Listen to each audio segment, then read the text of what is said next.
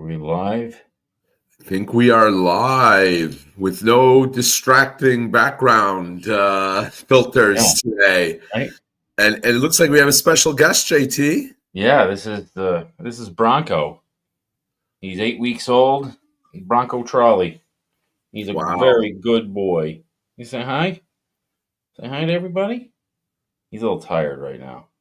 Yeah. He's a good boy though.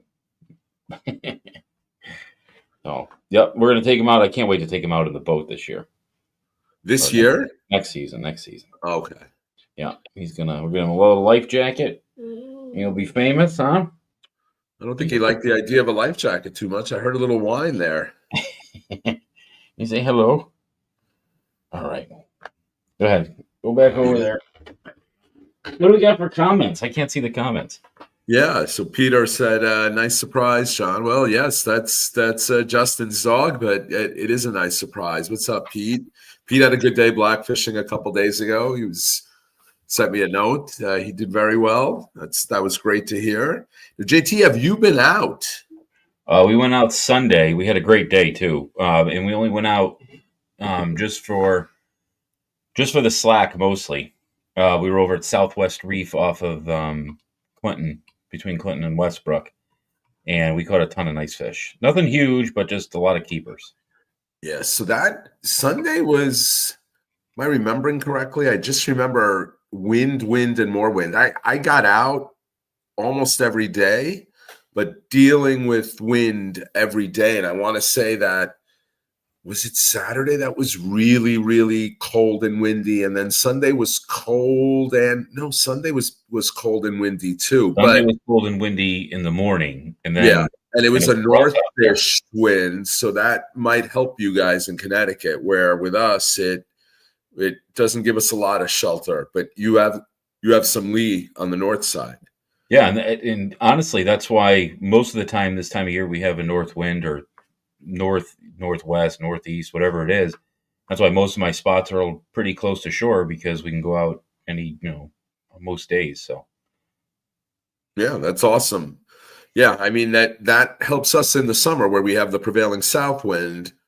No waves on the north shore of the Long Island Sound, but of course it's the opposite in the fall. And yeah, I saw David today. I saw his yellow Boston Whaler Outrage 270. Dave, I could smell the two strokes when you guys pulled up to us to leave. We did excellent today. Although by the time you got there, the hot bite was over. We were very east today, if that makes sense, JT, over by Fisher's Island. It was a really, really good day. It was good. My first trip there in 10 days since last Monday. It's been that windy because for me it's a decent haul from Southold to run there. It is. And I got to go through the sluiceway, the race. It's not something I do if it's really blowing above 15, and it's been blowing above 15 every friggin' day. And I've gotten out all but 2 days, but we've just been, and we've knock on wood, really lucky. Today was my 16th charter, 15 were boat limits. Wow. And we had 1 day with a charter limit, but not a boat limit. And that was a half-day trip, again, in some pretty miserable wind. Yeah. It's been windy. Dave, how did you guys do? I hope you guys did well. Hopefully. Yeah. Well, I spoke too soon. We didn't really do well ourselves north from where you were. Okay. How deep were you fishing? Were you fishing near that area we used to fish together? Yeah. Okay. Yeah. Yeah.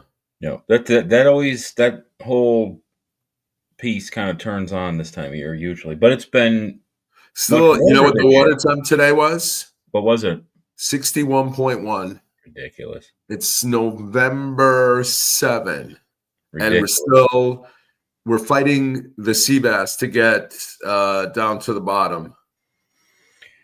Man, I wish one of these Connecticut marinas would be smart and stay open through November without charging all this money. The marina we were at wanted to they charge extra money to stay in for November for Blackfish season. Same thing with Cedar Island. Same thing with a few of the other ones. Everybody wants your boat pulled out of there. That's Um, interesting. yeah, We don't really have that issue. yeah, it's They not. don't care. They ask you when you want to come out. I told them like Thanksgiving weekend. That's Yeah, They were fine with that. yeah, I actually said November 25. So not a question raised. And then there's still more than half the boats are still in the water in my marina. And even uh, today at Thursday, and I think Dave will attest, there were, I don't know, 15 boats out there, on a Thursday and coming up on the second week of November. It was surprising to see. yeah, yeah. A lot of the marinas here turn the water off by November 1st, and which sucks. I know my buddy John's boat. It's still in the water over at Pilot's Point, but they turned all the hoses off, so you can't clean anything. It's kind of cheesy. Yeah, we're going to go back to East Coast fishing in a second and his question. But Dan the fisherman said, have you checked Pine Island Marina?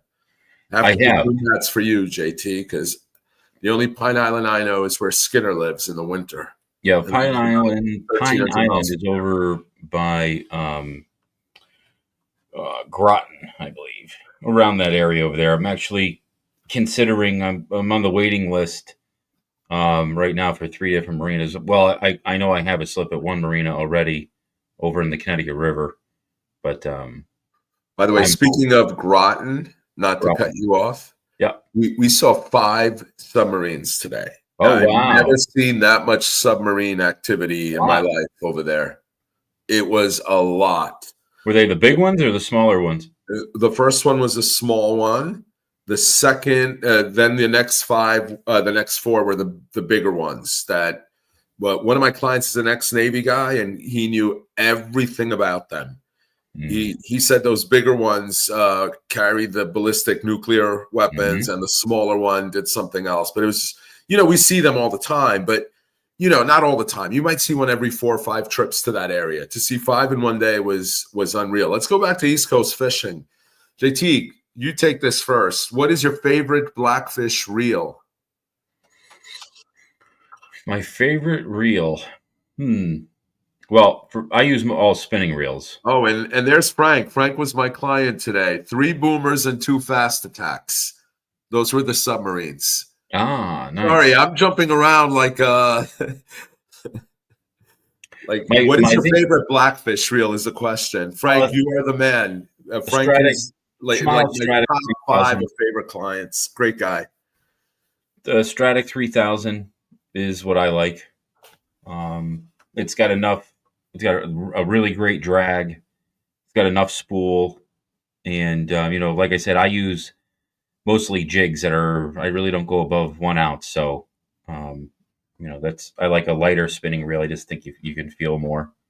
Yeah. Uh, so Same thing, except I'm a lot cheaper than you are. I'm not doing a Stratic. I have 3 reels that I use a lot.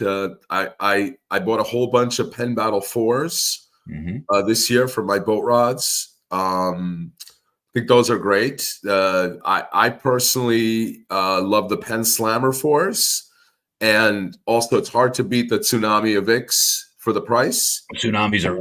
They made some nice reels. Yeah, the Hmm. Invicta is a really good reel. So I would put those 3. And like you, I really just use spinners. I've been buying the 2500 class, although one of my Penn Slammers is a 3000. Hmm. Um, it, I like the smaller conventional Daiwa reels on my rigs when I do the odd rig trip. The once a drop, one drop a year.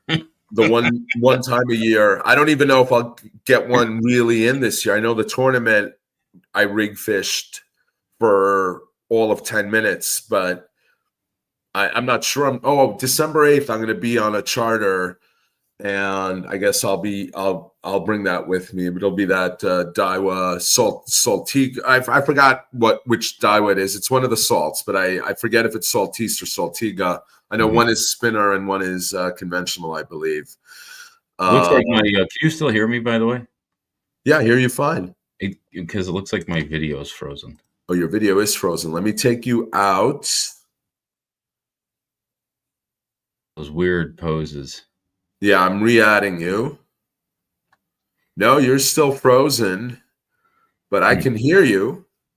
All right. Well, I'm going to log off and I'll log back on. Yeah, and That's while weird. you do that, Jason says, "How do you feel about a Vic's honest opinion?" I've had no issues with them. I being very honest, I've had a whole bunch of them. They're nice.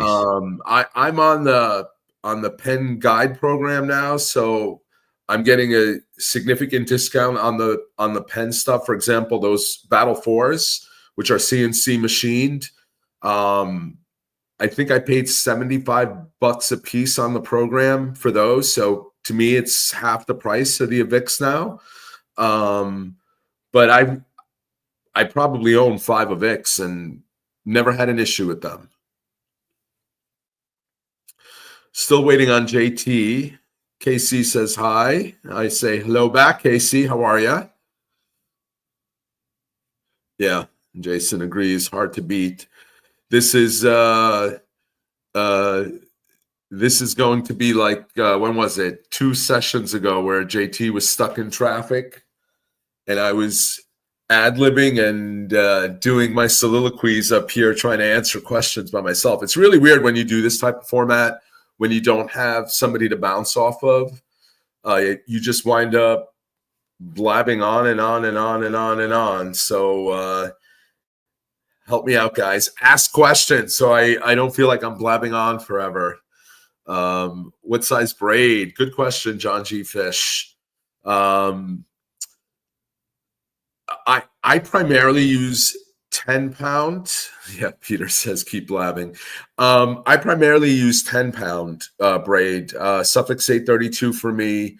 Notwithstanding that, I do have one Slammer 4 setup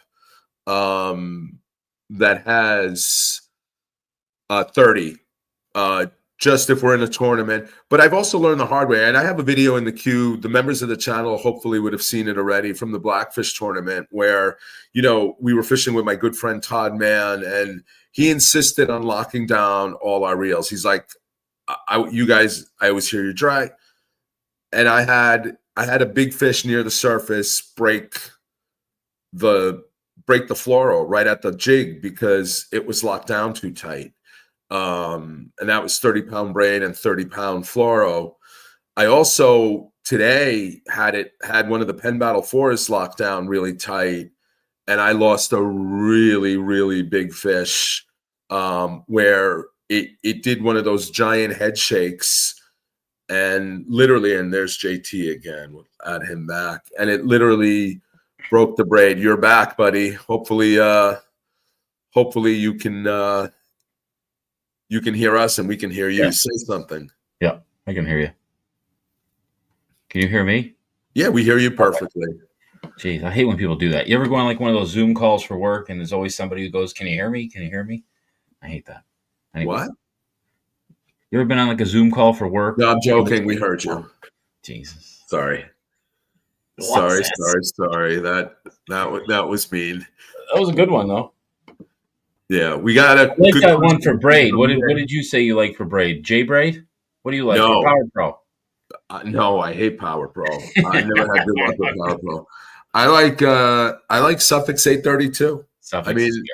That's all I use on everything. Suffix and J braid. I like J braid's pretty smooth. I'm trying to think. My clients on Monday had a braid, and these guys are like in a different level when it comes to fishing. They have the latest and greatest from Japan, high-end reels. Japanese do make the best fishing products. They carry their reels separately, and they're in cases, and they put it on the boat. Like, they're really like into this, right? Nice. I like that. They were using a braid that every time I was tying it and tightening the braid and the fluoro, the braid would break in my hand, which, and we broke off like 1,000 times in the rocks on Monday with that braid they were using. And I forget if it was J braid or Stealth. I'm not remembering, but I it reminded me very much of Power Pro. When I used to use Power Pro, it used to break all the time. And, you know, Power Pro for years, right, was the brand. And at some point, I started trying other brands. I was like, oh, these don't break as easy. And I found the Suffolk Sprayed. I forgot how I got my first spool of it, and I've never gone back. Is it the from it. line I've breaking, just or is stuck it your with it. knot? Pardon? Is it your line breaking, or is it your knot? You don't question my knots, JT. I don't You and I know. are going to have What kind of knot problems. are It's you not my tying? knot. What kind of It's knot are not you my tying? knot. It's the braid breaking. It's Just literally the tying a braid regular breaking. Palomar knot? It broke in my hand. Dave's got a question about my noodle rod. Do you use your noodle rod for fluke? I do, Dave. I use it when I'm using light bucktails. I've also used it for stripers. I have a video from the spring with Skinner where in one day I had 20 stripers. I did that over 2 videos, but 20 stripers on that rod. And I spoke to my rod guy, Bruce Vertray, up in Connecticut today, and he received the next shipment of blanks, and we're going to have a whole bunch of them ready to go in the next couple of weeks. He's going to start production on them, I think, tomorrow. So they will be back in stock if anyone's interested very, very soon. This is an interesting thing from Living Salty. Battle are bulletproof. My 2 is much better than my 3. So Living Salty, I'm going to disagree with you.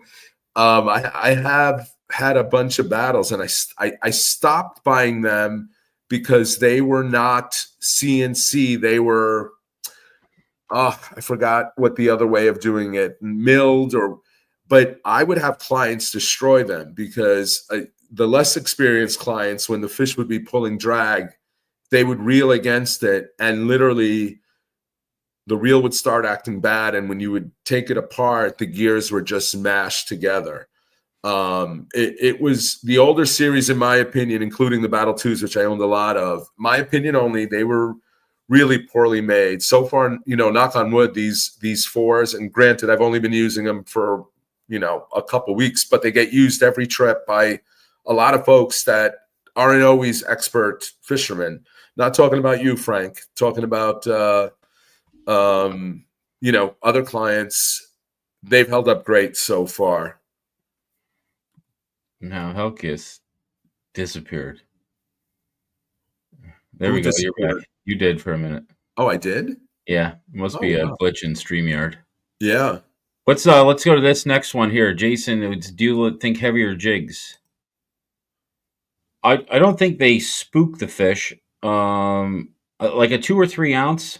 I just, at least the way I fish, I don't think you have as good a feel with a 2 or 3 ounce jig. At that point, I go to a rig. Go to a rig with a 2 or 3 ounce sinker. To me, the beauty of the jig is, especially JT, where you and I fish, we're dealing with spots that hold a million small fish.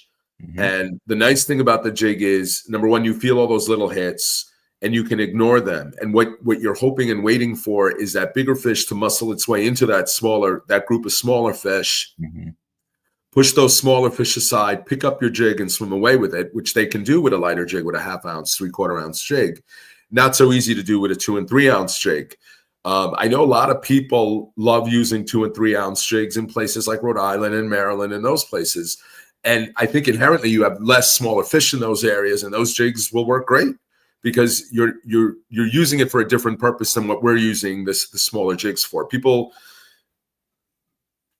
it's different everywhere you fish. Where you and I are fishing, JT, we're dealing with literally probably a 10-to-1 small to keeper ratio, and the way we get around that is we understand we're going to lose a lot of the battles, but that lighter jig allows you to sense those smaller hits. Don't do anything with them. Let them peck. Sometimes I say this all the time. I get 20, 30 hits and I don't do anything. Mm-hmm. And inevitably, you'll get that bigger fish that muscles its way in, pushes the smaller fish out of the way, picks up the jig and swims away with it. And that's the beauty of the 1/2 ounce, the 3/4 ounce jig that you're not necessarily going to see with a 2 ounce or a 3 ounce jig. And you may not need a 2 or 3 ounce jig if you're fishing Rhode Island, if you're fishing Maryland, if you're fishing a deep wreck. you're not dealing with the amount of small fish we are. Yep. KCS, do you have a catch you are still chasing, aka the one that got away? That's a great question. I think every trip, KC, we have one. Frank, who's on the trip today, will tell you we had a couple fish that broke us off. But it's not like that Simpsons episode where Homer's trying to catch that mythical lake fish that he could never catch. I don't know if there's the one, but definitely I'm convinced that almost every trip, especially when we go far east like Fisher's Island, there's always going to be that one big fish, it seems, that you just can't stop and it gets you. Do you think KC is talking about just a fish in general or blackfish period? Because I've got one. I mean, the I don't know. The catch I'm still chasing, which is the only one, is I would love in my lifetime to get a fluke over 20 pounds. Interesting. We've talked about that, actually. That I think is doable. Yeah, I got to tell you, I don't know how doable it is, although I admire your dream there. Just because we don't hear about 20-pounders being caught. You always hear, Nino sent me today that Al Zuppe and Jen Zuppe, who are two really, really great fishermen up in Connecticut, they posted something where there was a 23-pounder caught, and we have to presume it's in Connecticut, but I don't know. I think a blackfish over 20 pounds is a more realistic goal. It's still going to be likely a once-in-a-lifetime thing, but it's one that a handful of times a year you hear about. You don't hear about 20-pound fluke. I know, I agree with you that they're out there somewhere. They're out there. The draggers get them. But we never see them caught on rod and reel. You tell me if you remember the last time. The 120-plus pounder that I am personally aware of is Pepe's, the world record. That's the only one I know. Oh, nappies? Nappy, not Pepe. Gee, oh God. Well, you know what it is too? I think, and we've talked about this, I don't think anybody is necessarily fluke fishing where 20-pound fluke live. They're out in the tuna grounds, out in 200 feet of water, 150 feet of water. Deep offshore wrecks you mentioned before. We won't get into specifics, but yeah, you might be right. You might be right. If we're talking about that, like the one you'd like to catch, I've not thought about. I mean, I've caught a striper at 46 pounds. It'd be great to get a 50-pounder, I guess. But I'm going to try it's not this something year. I think about or actively chase. I'm just happy to get on fish, and if it happens to be a big one, that's great. We're gonna actually make an effort to do some fluke fishing this year out on the tuna grounds on the right days. Wow. Yeah, in that like 140 to 200 feet of water. There's fluke there. I mean, the one time I went tuna fishing this year was at the Coimbra. We were in 140 to 150 feet of water. Definitely doable. Yep. We weren't even moving that fast. No, and it's full of sand eels. Everything is down there for them. So Philly Man Pete asks a good question. Do you guys ever get redfish up in Long Island? We occasionally get them in South Jersey. Would love to target some big reds. I heard they fight incredible, the big ones. My buddy Todd Mann goes on a charter somewhere in Florida every year where the captain targets big reds, and he's told me the same thing. Incredible fights. We do not get them in Long Island at all. JT's in Connecticut, but we share the same body of water, the Long Island Sound and parts east, Gardner's Bay, Block Island Sound. I'll speak for him. He doesn't get them either. We once in a blue moon will see we'll get a small run here in Eastern Long Island and the Eastern Long Island Sound of cobia, but it's very rare. You might hear about one or two caught a year. They're further west, they catch more. But we seem to be like right on that dividing edge where some of those migratory species that are making their way north, where they're just on the cusp of us, but we don't actually see them. We've had a couple tarpon sightings over at Millstone Nuclear Power Plant in the hot water discharge. There was a couple times, 2 or 3 And I've times. heard same thing about Gardner's Island. Some of the fish traps have had tarpon in them over the Yeah, years. yeah, Dave agrees with me that Power Pro is junk. yeah. I'm not. Ernesto, aka Jose, why do you like to leave the legs on your crabs? No, I don't leave the legs on. I cut them all off. I usually leave them on. I'll cut them off if there's a current. I don't have a good answer, Ern. I don't know why I do, but I do. I like to cut them off because I it's less drag in the water, and I don't. It doesn't give the tog a way to pull the whole crab off your hook. They'll Yeah. grab onto a leg and pull the whole thing off. Just Shane asks a great question. Do you guys use the FG knot? I've had a bad experience with it where it tends to cut through the mono after a bunch of fish. I'll go first, JT. I don't use the FG knot. Got to remember, I'm chartering. I have clients breaking off. I tie the most basic knot that I find to be very strong, but ungodly to look at. It's not the nicest looking knot. I just tie improved cinch with the braid where you wrap it 8 to 10 times. You do a second loop through it, the improved cinch.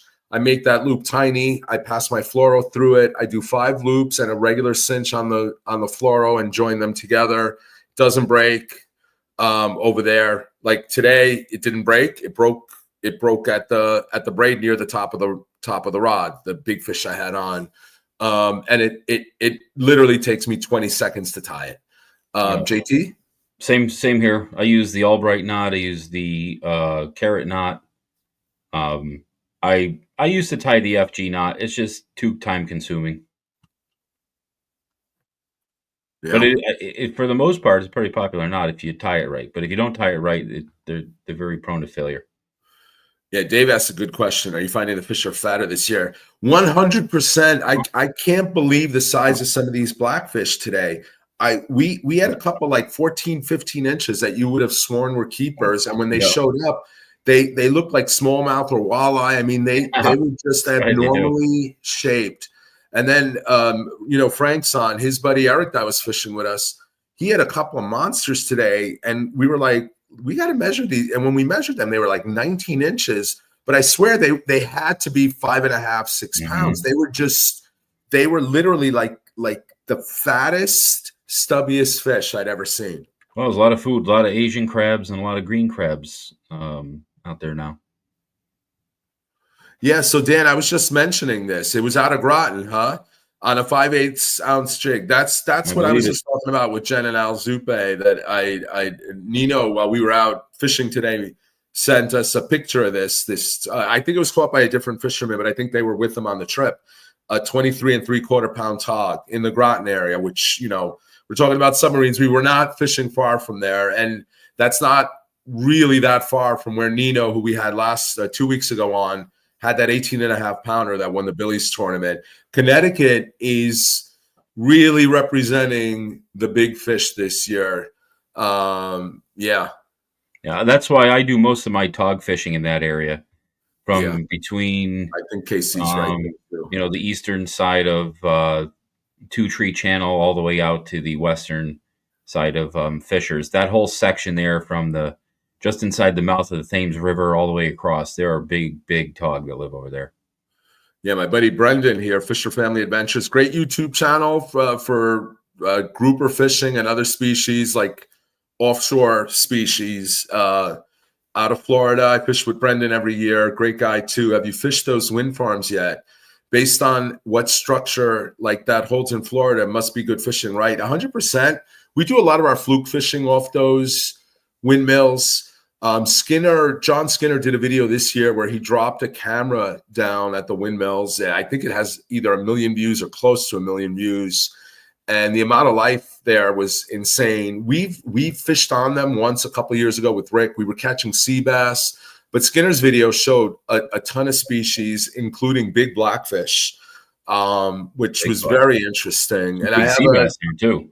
Yeah, big sea bass. And I have a client out of Delaware whose son or nephew has dove there and spearfished, and they've caught Kubera snapper, if you can believe that. Wow, no kidding. Yeah, which I didn't think was possible. What do we got here? What are your thoughts on keeping the targeting completely still at times versus shaking it to agitate with the bite is on? Joe, whose name you forget again. Joe, do I know a Joe? I'm joking, Joe. I keep it completely still. If there's no bite, I do give it a couple shakes, and it does seem to spur a bite. But I will keep it still for a minute plus. If I get no bites, something's not right. Because we're fishing, like I said earlier, in areas where there's a billion fish, and if you're not getting a bite, it's either hidden under a rock or something's covering it. You don't have any bait Typically, on if you there. give it a couple quick shakes, it attracts life. JT? Yep. Nope. Same here. I'll just like lift it up to move it. Sometimes you get like a lot of little bites. I'll just lift it up, hold it up for about a second or two, and then drop it back down, just so the little fish will disperse away from it. Yeah, Peter. Finally, have a question. Are you talking about yourself? So Peter did very well in a area not far from the race. Let's leave it at that. And I guess, Peter, it sounds like two hooks is what you were using. So were you using just a regular like high-low setup? Were you using a slider rig? Were you using a snafu? Those are all really good rigs. 2007 24-pound fluke. Yeah. Well, hey, Nick, buddy. That fish had a lot more fishiness to it, no pun intended, than just the record being disqualified for resting on a gunnel. There's a lot to that story, including it was a lady angler who caught it. Her husband works on an offshore dragger. She already had a couple world records, which I'm sure she's a great angler, but there's a lot of speculation that fish, when people saw pictures of it, looked to have what looked like some type of marks on its belly, like it was in a net or being dragged up. And interestingly, when all the questions started, the fluke got mysteriously eaten by a raccoon. So I think there's more to that story than meets the eye.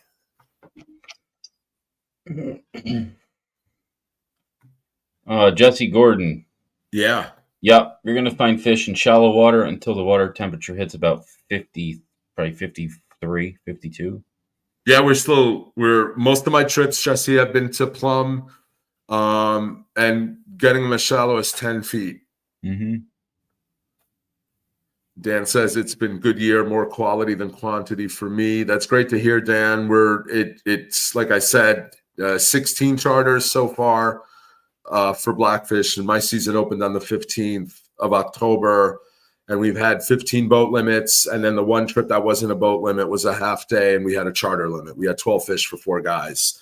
Yeah.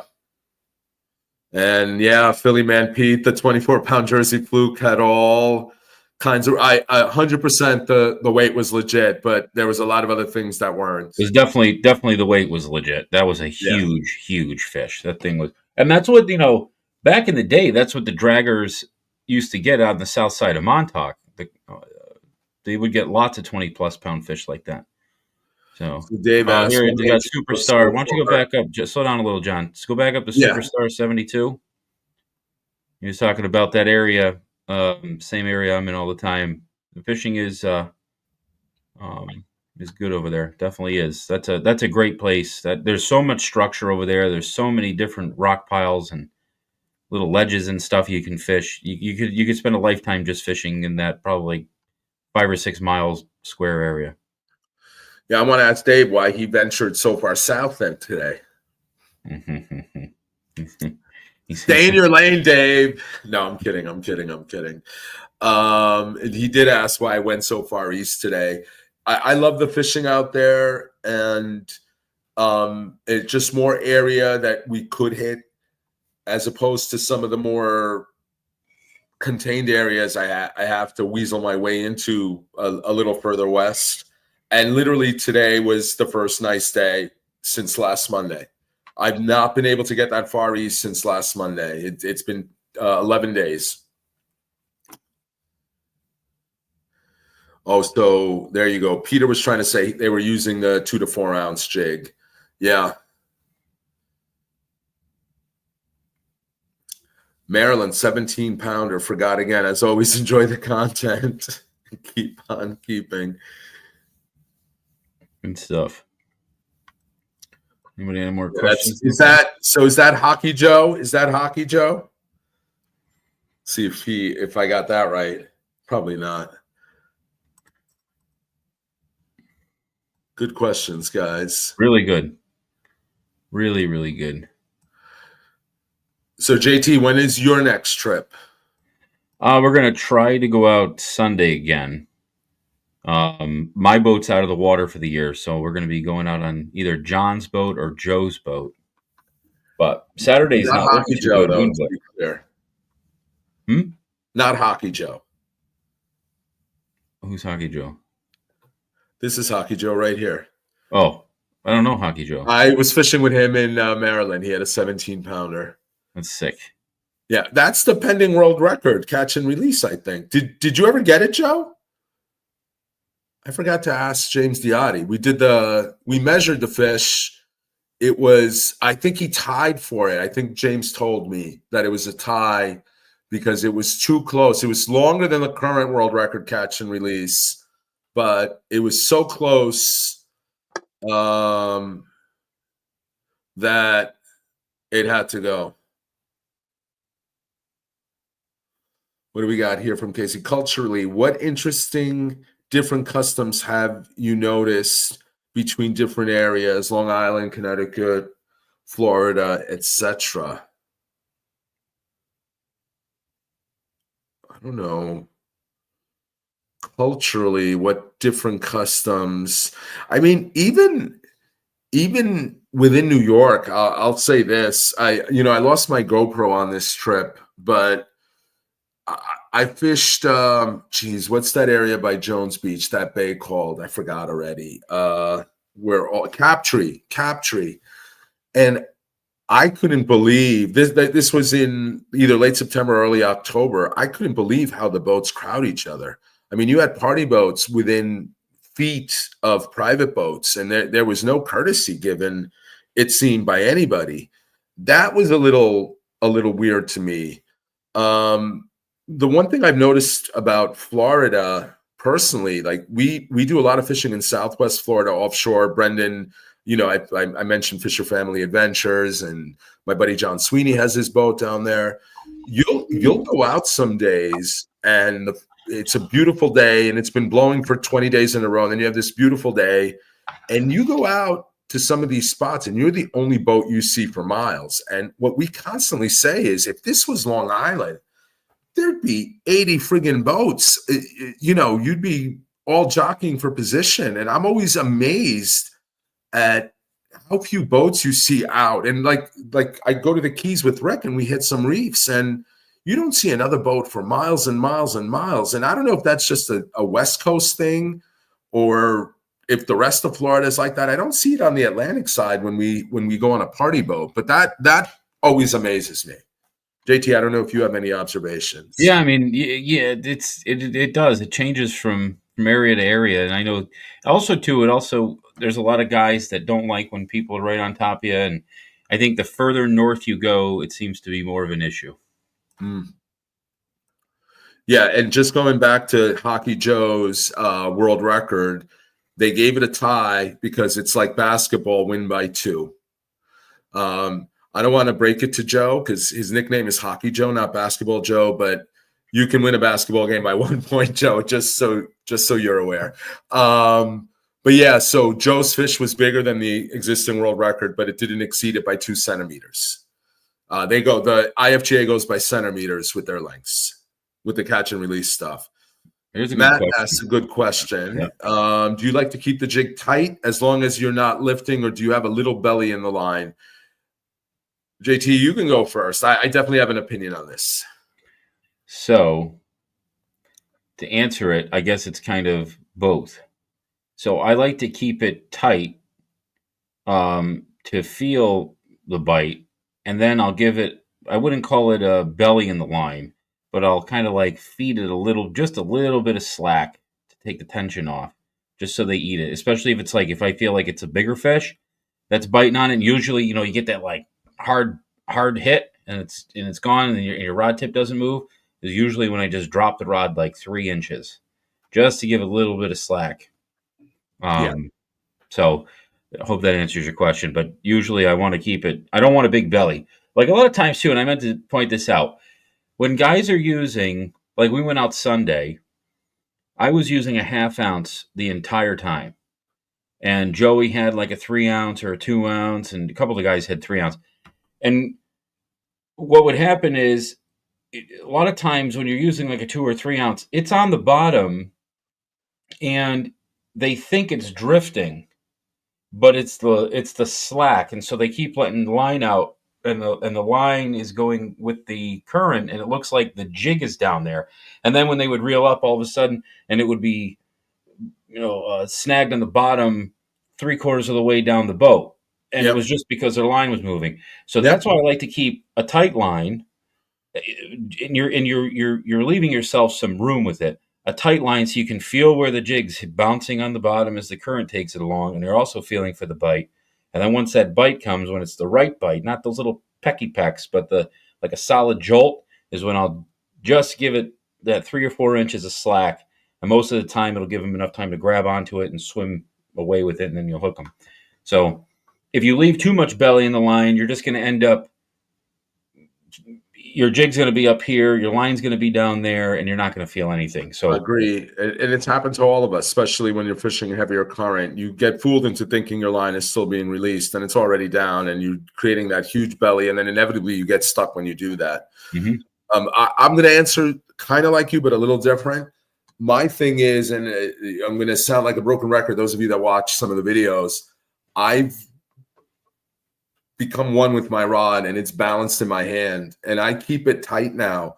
But that's kind of an oxymoronic statement that I keep it tight. I don't have a belly in the line anymore. I used to in the old days. Now I have it balanced. So if a big fish does take it, the rod is sitting like on a seesaw, and it just goes over. And I bow to the cow with them when I feel them going down. And Frank will attest how many fish I hooked today doing that. I would just let the fish take it down. Once my rod tip was near the water, I set as hard as I can because we're using lighter, noodlier rods, and the backbone is a little further down. And inevitably, you Your hook rod into tip's it. giving it to them a little bit. It's doing I'm kind of giving in it to them, essence. but I'm letting them take it. I'm just assisting them on the way. When I feel the fish taking it, I don't, no resistance. I'll have to see if I We're, can get it on we're video. accomplishing. Today's trip, I probably have a few like that I could show. Yeah, we're in essence we're accomplishing the same thing because I use a much stiffer rod, not much stiffer, but obviously a lot stiffer than There's that a newer joke in there rod. about your rod being much stiffer than mine, JT, but you're too mature to go there. But that's where, so that slack, that 3 or 4 inches of slack I was talking about that I give it is in essence the same give that your rod tip has. So we're Yep. kind of accomplishing that same Same thing, different ways. yeah. And the best, we talked about it on the last show. The best way I can describe it is for anybody who's ever done any trout fishing in like a stream or a river, and you're using a mealworm, and you with like a split shot, and you throw that mealworm out, and you're letting it drift, and you're kind of following it. You're following it down current. It's the same exact thing that we're doing with a jig for tog.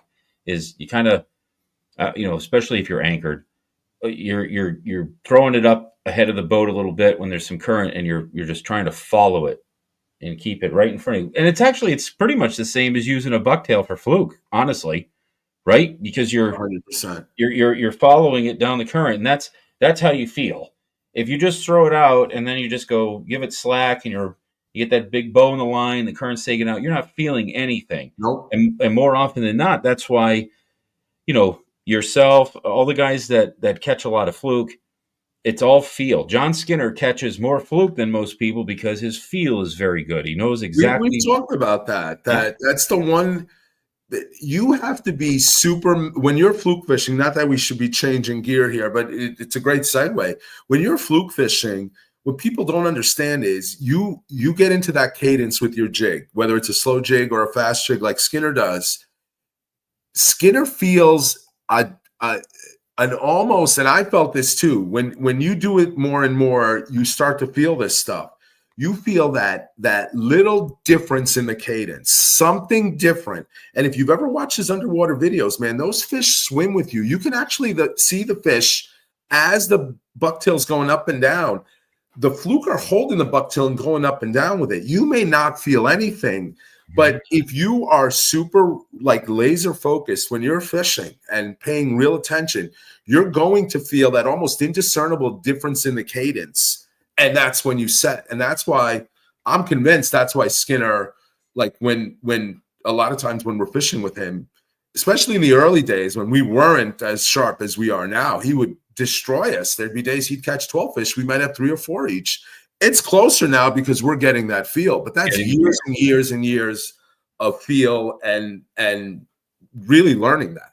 Yep. And I have a couple videos.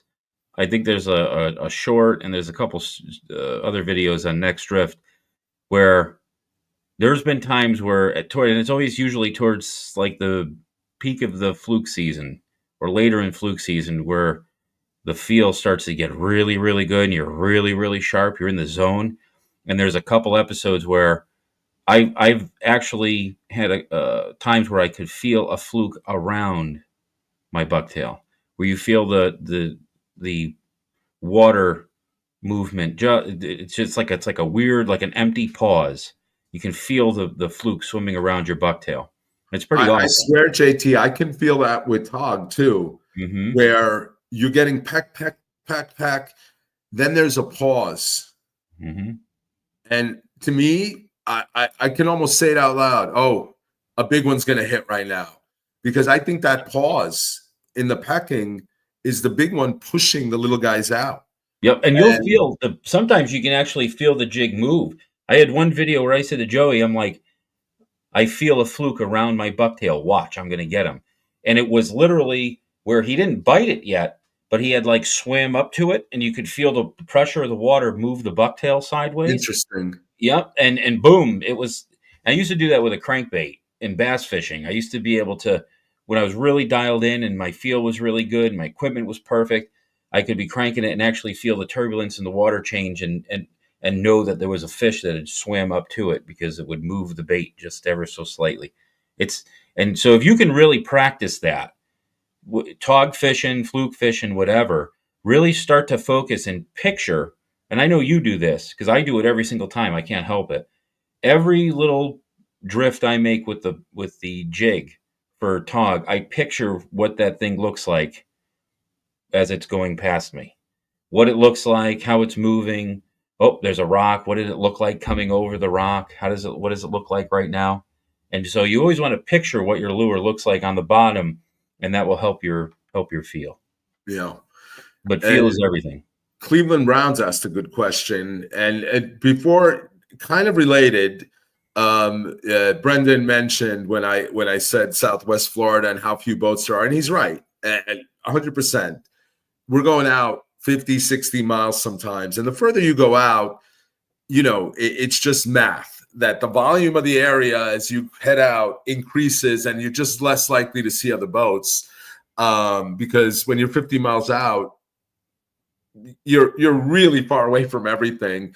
But just back to Cleveland Browns, Brendan also said, how much money do you have to spend on this? What's your top 22 to 25 central console? I'll go first. I mean, I'm an admitted fanboy. I was so impressed when I did the factory tour. I would put the Blue Water 25T. Like if I was building a monohull in that size, that's what I would go with. The fit and finish is top. The amount of glass they use when they build these boats, the number of years all those guys have worked there, that would be at the top of my list. That's, to me, the 25T is the best. That's what my buddy Andy, who bought my old boat, he's having one built. Just a really, really impressive boat. JT, I don't know if you have an opinion on this. Not really, not in that size. I mean, it's depends on where you're fishing. mean, I think there's a lot of times where um, it depends what time of year, depends what kind of fish you're fishing for. But I mean, there's a lot of really nice even um, bay boats out there. The 22 to 25 foot center console bay boats have a place too. There's a lot of nice boats out there. Yeah. And Dave wrote a yellow 270 outright that smells like two stroke. It's nice too. It is nice boat, Dave. I liked it. When you drove by, Dave, we were talking about nostalgia and how smell is often one of the senses people don't think about. Like I mentioned to the guys today, if I ever walk into like a public school in New York City, there's this indescribable smell that brings you back to childhood. And when I smelled those oil burners when you came by, it brought me back to my early boats that had two strokes and starting them up in the morning. And what a wonderful smell that was! It meant you were going fishing. So I miss that smell. Certainly a nice nostalgic sense to those. We got a question here from JC. What's the most unexpected or unusual thing you've ever caught while fishing? Boy, you go first because I got to think about that. So fish wise, we've hooked a few threshers while fluke fishing. I think that's unusual. Non-fish wise, it's a couple things. I've had clients catch rocks, but the best was I don't know how long ago it was. One of my clients caught a boot while fishing. Literally caught a boot while fishing, which I thought was hysterical. I just thought of the one. I thought of my favorite one. It was in freshwater and up at Lake Champlain, and my buddy Jeremy and I had found this rock pile. It was the old dredgings where they had dredged out the channel back 200 years ago and just dumped them onto this big flat. And we had both fished this spot on and off different times of the year. And I made a trip up there, and the year before, he had complained and it was all upset because he broke off his favorite Lucky Craft crankbait on this log that's on top of this rock pile. I went up there, I stopped at the spot, I made one cast. I got a little hung up, boom, and I brought in his crankbait on mine. I took a picture of it and sent it to him. That's awesome. It was so awesome. Yeah. Yep. Dave, I had a sunfish right off my boat at Fisher's 2 weeks ago, right near where I saw you. So really? So Dave, we were talking, I think we said this to you today when we saw you. One of the two clients on my boat today is a charter fisherman west of us by like Stony Brook in the Long Island Sound, like that area. And he mentioned that for the first time ever, a couple days ago, he saw a sunfish 40 miles, maybe 30 miles. I don't know how far further west that is from where we were. And he'd never seen one before. I've seen them in Montauk a bunch of times. And then you told the same story. It was so fitting that you told us that story because he said the same thing. That's rare, though, off of Fishers, especially this time of year, I would think. We got Justin Bieber's number one fan, Greg Ziss. Oh, there he is. Taylor Swift fan, too, I heard. Well, he is. He's both. No, the Taylor Swift guys were Nino. Well, I heard Greg likes him, too. Greg's team name in Fluke was This Team Can't Fish. And then this year in the Blackfish tournament, the team Greg and his crew, Justin those guys are fishermen. Those guys are real fishermen. They're great guys too. They're all bigger than me too, which is, usually I'm not one of the smaller guys in it, but the fact that they haven't killed me yet for all those team names, I just appreciate it. Well, we all love you. That's why you can get away with that. You got any more questions out here? We may be done with questions, buddy. Yeah. Well, I guess it's perfect timing because we got I think we're going to have a really good football game tonight. Oh, it's the Ravens and the Bengals, right? Or it's the Bengals and somebody. Who is it? Bengals and Ravens, Bengals. Yep. That's going to be a good game. It's going to be a passing attack unless they turn Derrick Henry loose. Which I will admit, JT, 8 weeks ago, whenever it was, when I was mocking him and said he was an old man, I am here to eat crow. You were right. The guy's a beast. He's a beast. He's not a human being. He is a monster. That That's guy's a freak incredible of what he's done nature. at that age. I mean, it's incredible watching him play. It's incredible. He hit. I think it was 2 games ago, 2 or 3 games. Actually, it might have been that night. He broke away and he was running over 22 miles an hour. Yeah. Sick. Yeah. At 250 pounds. Yeah. All right, man. So we'll regroup Sunday. We're really going to do it to our members and Yes. Patreon supporters this time. We were very tired last Sunday, and I think I fell asleep. So I'm really sorry about that. I'll be very honest. I was this close to sleep today. I put my alarm clock on just in case I passed out. It's been a lot of charters the last couple weeks, so we're gonna have maybe a couple days off now because tomorrow's blown out and Saturday might be blown out. Depends. Hoping we can get the trip in, but it's not looking great for Saturday either. So How many viewers have we got right now, John? 40. Oh, good. Very good. Yeah, we Thank had you, 45 everybody. I saw at one point. So that was good. A lot of great questions as always. Great questions. It's awesome when you guys jump in with these questions and get the conversations going. And KC, I'm going to give you the star of the day because you asked some really interesting and outlier different types of questions. Love them. I know. And Kirk is my client on Saturday. Oh, Kirk. And he's right. Come on, Saturday. Kirk, I don't know if you looked, buddy. It's looking really friggin' crappy, bud. But we'll see tomorrow what it shows. Hopefully, and Casper says hi. Hopefully it improves. So members of my channel, Patreon supporters of JT, we'll see you guys on Sunday. To everyone else, tight lines. Have a great weekend fishing. Stay safe, and we'll catch up with the rest of you in 2 weeks. Sounds good. See you, everybody. Thank you. Good night. Good night, Hal. Good night, buddy.